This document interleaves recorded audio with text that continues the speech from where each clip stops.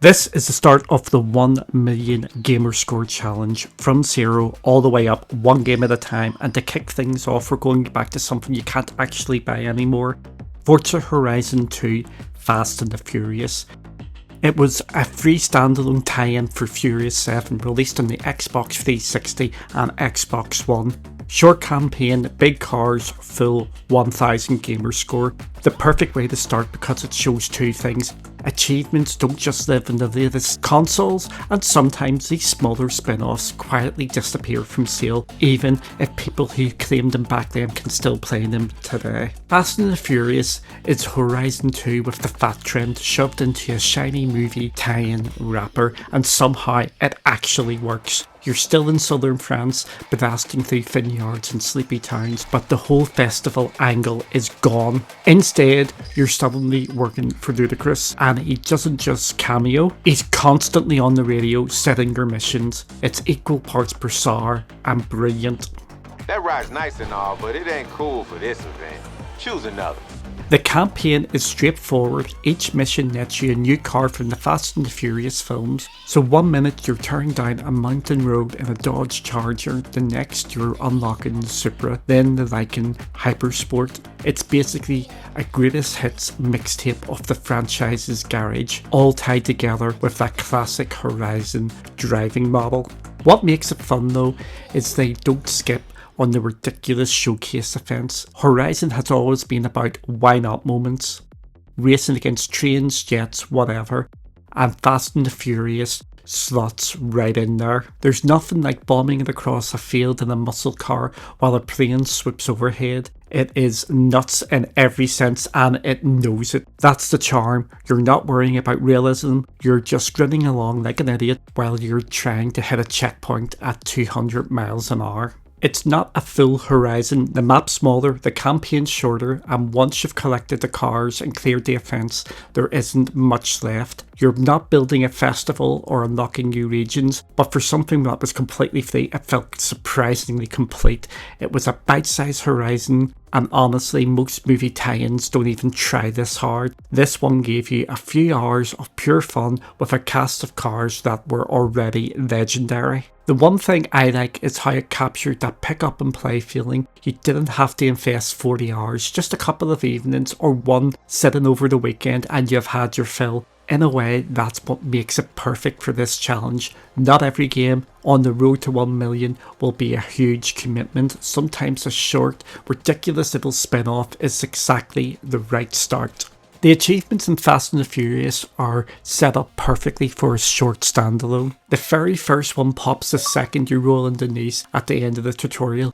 Normally that wouldn't be worth mentioning, it's just a token you've started this game, but for me it mattered. That was achievement number 1 on the road to 1 million. Seeing the counter finally tick up from 0 to 100 gave it more weight than it probably deserves. From there, most of your gamer score comes from collecting the movie cars, and it's not always just a single race. Usually you get a short chain of missions, win one event, maybe a showcase or follow-up challenge, and then finally deliver the car back to Tej's garage. That's when the achievements should pop, and for the most part it does, except when it doesn't. Because here's the thing, when I was playing, a few of those unlocks just didn't trigger on time. I'll drive into the garage, the cutscene will play, and then silence, no notification, which is mildly terrifying when you're recording a video about getting the 1000 gamer score, but then 10 minutes later they all come through in one big batch. Instead of a steady rhythm of dings, I got a jackpot payout, 4 or 5 at once. Honestly, it felt like the game was saving them up just to mess with me.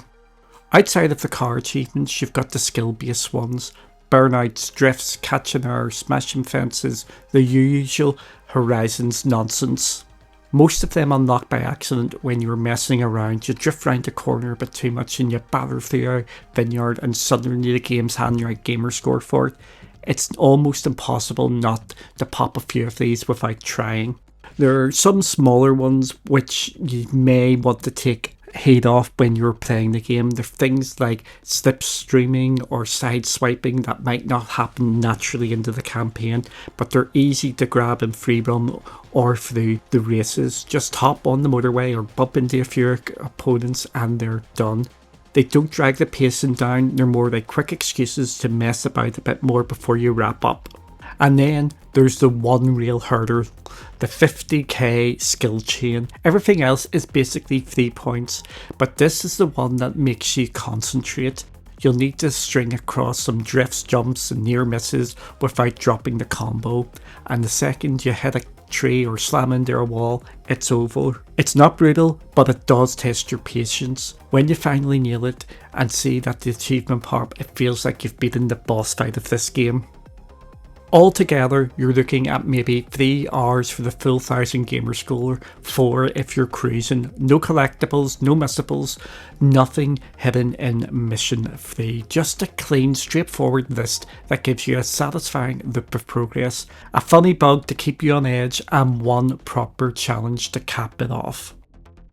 Looking back, Fast and the Furious is a strange little time capsule. It first showed up as part Games of Gold, then with a tie-in to Furious 7, it went completely free. That meant loads of people grabbed it without even thinking twice, and now you can't buy it anymore. If you claimed it back then, it's still in your library. If you didn't, it is just gone. For me, it's even more personal. I was already a motorsport player back then. I liked it more, the more realistic sim-heavy side of Forza, but this was the first Horizon I ever touched. I wouldn't have gone near Horizon 2 on its own, but this little spin-off was free. It was short and it hooked me straight away. Without it, I might have not got into Horizon or give it a chance before it went on to Game Pass, and now it's a series I have played ever since. That's why I think this completion deserves a bit of respect. On the surface, it's just a throw-in, tie-in for a blockbuster film, but for me, it opened the door to a whole new side of Forza, and it's a reminder of how temporary games can be. Something millions of people download at a time can just vanish from sale completely, leaving behind only the ones who happen to grab it. So, to wrap this one up, Fast and the Furious isn't a big game, it's not Horizon 2, and it's definitely not motorsport, but as a bite-sized standalone, it nailed exactly what it was going for. You get a lineup of ridiculous movie cars, some over-the-top events, and a full Gamerscore haul in just a few hours. It's quick, it's simple, and it never outstays its welcome. I also wish we saw more of these smaller standalone projects today. We've just had RoboCop recently, and I think they are brilliant. Shorter slices of a franchise to give you a taste without demanding the full 20, 30, 40 hours up front. They can be a perfect way to pull someone into a series, just like this one did for me. And as a starting point for this 1 million Gamerscore journey, it's kind of perfect. It's short, it's a bit silly, and it's also a reminder of how these little games can stick with you years later. So I just want to say thank you for watching, like, subscribe and all that jazz, and give me some suggestions of games down below. Till the next one, have a good one.